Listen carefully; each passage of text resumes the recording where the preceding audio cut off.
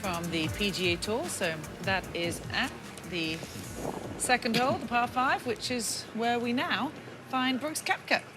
He was going through his practice preparations. That's his caddy, Ricky Elliott, alongside him. You see he'll go out at 12:45 p.m. Eastern Time on Thursday. He plays with Scotty Scheffler and Xander Schauffele. Kind of surprised to see Brooks Koepka, guys, all the way down at 18 in the official world golf ranking right now. He has, of course, had his fair share of injuries. This will be his first start since Honda. He chose to take Bay Hill off. He's had kind of an up and down last month, really, I suppose you could say. Eamon missed cuts in 2 of his last 4 appearances. Did have a good run, of course, in Phoenix. He typically plays well there. Former champion, finished 3rd at the Waste Management Phoenix Open.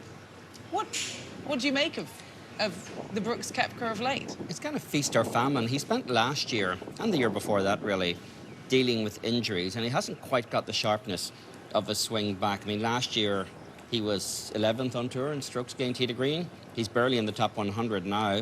He seems to struggle a lot. He's doing this aim point thing we see him doing now and then I was talking to Ricky Elliott this morning, his caddy, and Ricky says he basically does all of these motions for aim point and then turns to me and said, read the putt for me.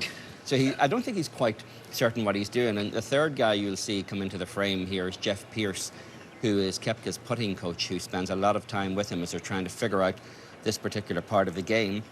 He was messing around with the different drivers. He's finally settled on a driver that he feels is kind of putting him back where he wants to go. But it's really at this part of the green where he seems to look confused, because he doesn't really look as though he's particularly comfortable with this aim point technology that Jeff Pierce is trying to teach him here. So this is Jeff on the right of the screen? Just walked out of screen. Okay. Aaron, what's your take on the aim point?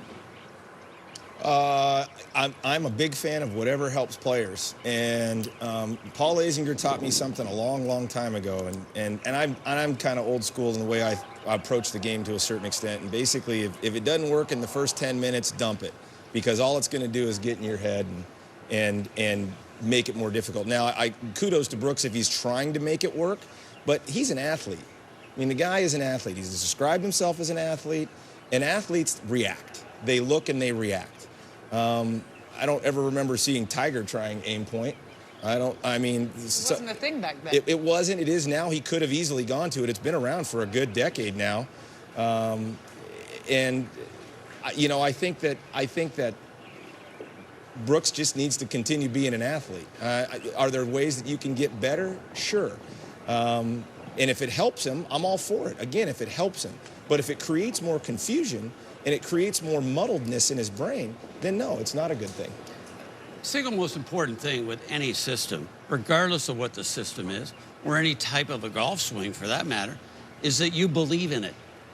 You were talking about Tiger Woods and never seen him do aim point. It would have worked for him if he believed in it.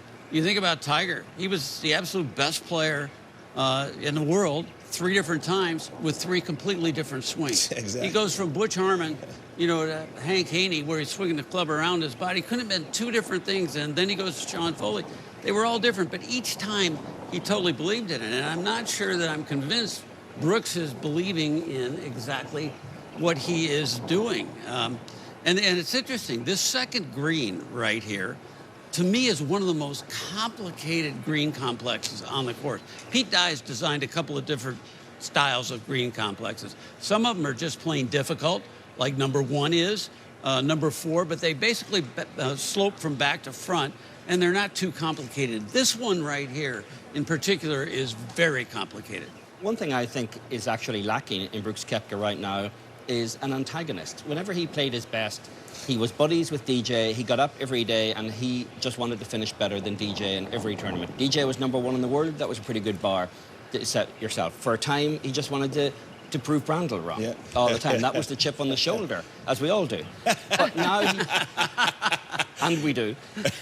But he doesn't seem to have that antagonist now. All the Bryson stuff last year was just kind of noise. He doesn't have an antagonist on the course who's driving him, and I think he's motivated by that. That's the athlete in him, Eamon. I honestly believe that's the athlete, the competitor in him. He likes the mano-a-mano, but I'll tell you, he's got to get past 17, though. He's plus 14 on 17 in the last 5 years, the worst record of any player in that span on 17. He's made 2 quads and 3 doubles in that span on 17.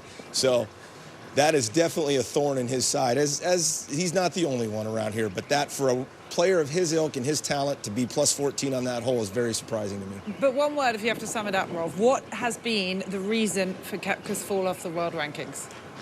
I still can't quite figure out what motivates him. I think that Eamon's point is really a good one. There are some very small, subtle things that motivate Brooks Koepka. And as we know, he doesn't overall seem to get motivated till the championship part of the season really begins, which would be this time of year. Which would be right now. Okay, we'll see how Brooks Koepka performs this week. He's out on the second hole over in the practice